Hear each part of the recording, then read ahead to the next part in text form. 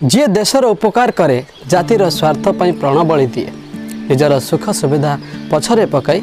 अन्यर सुख सुविधा आग देखे ताको समस्ते मन रखते से चिरदिन पर समस्त मन भितर बंची रहे से मनीष भितर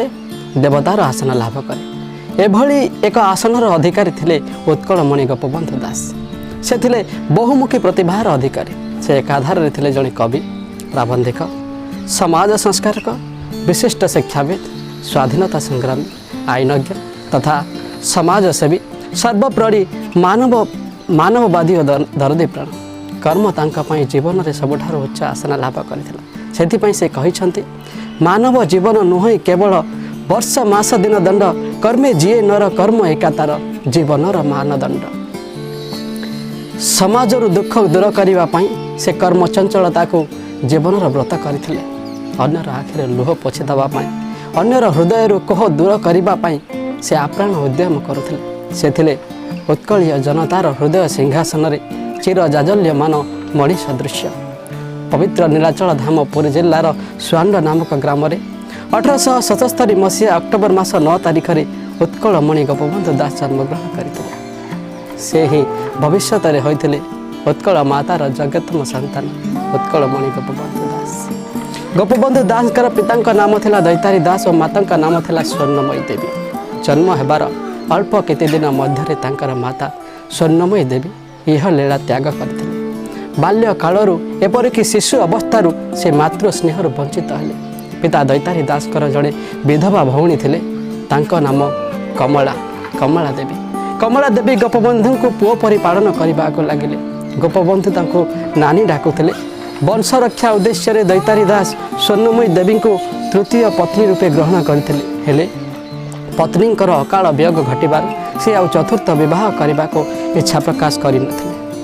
मात्र मातृहरा गोपबंधुंकर भविष्य को लक्ष्य करी से पुणी विवाह करने को बाध्य होते जे पर्यंत से विवाह करि नथिले से पर्यंत गोपबंधुंकर लालन पालनर दायित्व नहीं विधवा पेउसी कमला देवी गोपबंधु पेउसी कमला देवी स्नेह श्रद्धा यथोचित जत्न माँ नथिबा दुख को भूली जाइतले गोपबंधुंकर पाठ पढ़ा चाटशाली अवदान पाखरे आरंभ होता उल्लेखनीय यह जे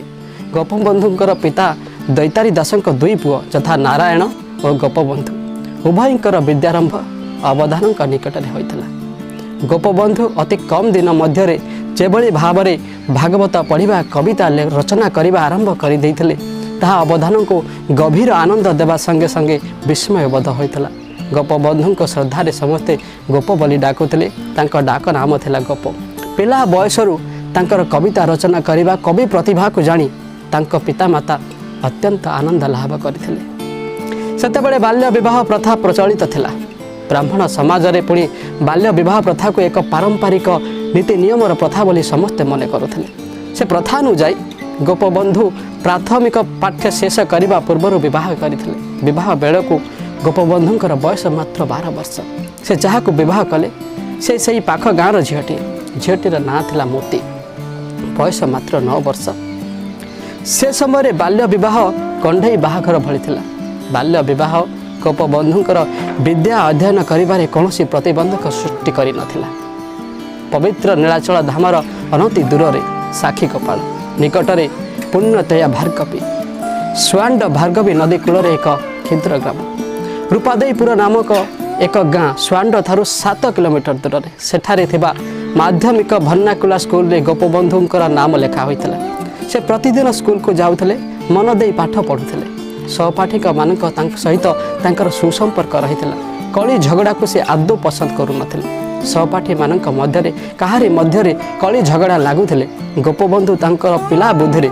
से सबुर समाधान करि दउथले पाठ प्रति तांकर एपरि श्रद्धा आग्रह थिला जे जहार तुलना नाही कठिन अध्यवसाय और परिश्रम फल से इंग्राजी एवं ओडिया साहित्य रे बेस पारदर्शिता लाभ करि पारिथिले गोपबंधु पिला दिन में टिके खना थिले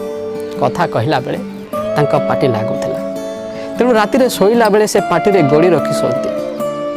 दिन को 2 थर से निर्जन निरोला जगार ठिया होई वक्रता देवा अभ्यास करते तांको सांग पिला माने वक्रता देवार देखी तांको थट्टा परिहास करी अनेक कथा कहते किंतु गोपबंधु कहारी कथा को भ्रुक्षेप न करी निज कर्म रे अटल रहुतले। से संकल्प करथिले भविष्य रे से जणे सुवक्ता हेबे। तांकर निष्ठा साधना बल से जीवन रे जणे सुवक्ता होई पारिथिले। गोपबंधु पुरी जिला स्कूल छात्र थांते। रथयात्रा समय प्रभु जगन्नाथ धाम पुरी श्रीक्षेत्र में भक्त मानकर प्रबल भिड़। दूषित जलपान कले सढ़ा खाद्य खाइले हईजा व्यापे। से वर्ष पुरी रे हईजा रोग भयंकर भाव व्यापीगला। हईजा रोग रे केते केते लोक जे मले तार हिसाब नहीं। जुआड़े चाहब कूढ़ कूढ़ सब।